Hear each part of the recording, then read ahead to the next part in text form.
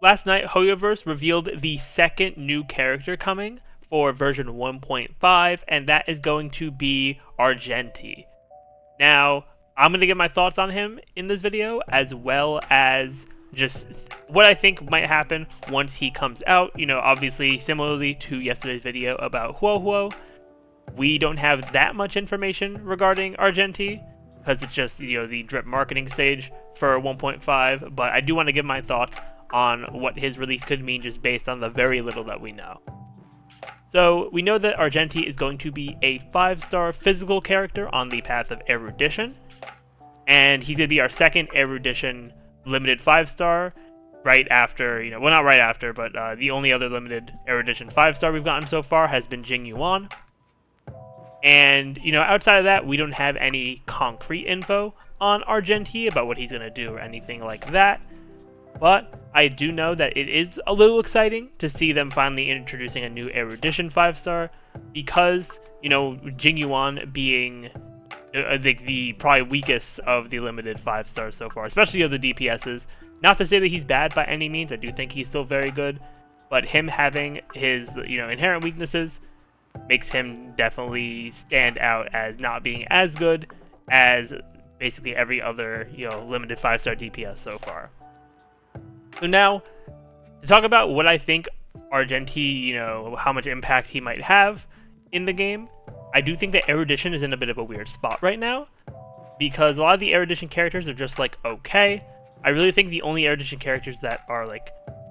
notably good are going to be Jingliu and Xingqiu,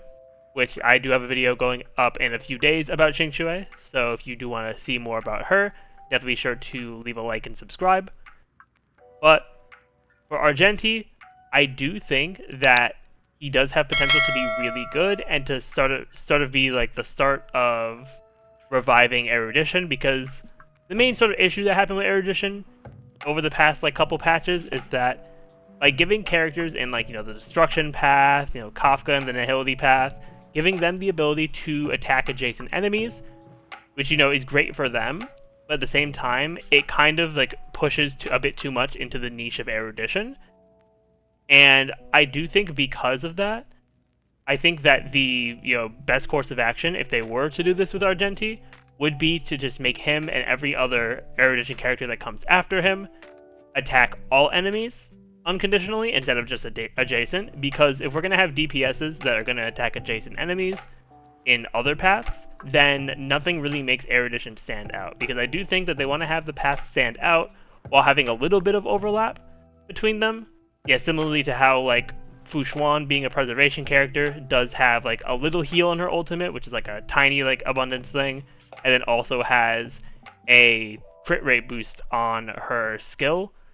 which, you know, is kind of like a Harmony thing, but it's not, like, as big as the characters that are actually in those paths. Whereas for Erudition, nothing really still, like, sets them apart right now, because I'm pretty sure the only Erudition character that does full AoE damage in both skill and ultimate is Herta. You can correct me if I'm wrong in the comments, but I do think she's the only one right now. And so just because of that, I do really think that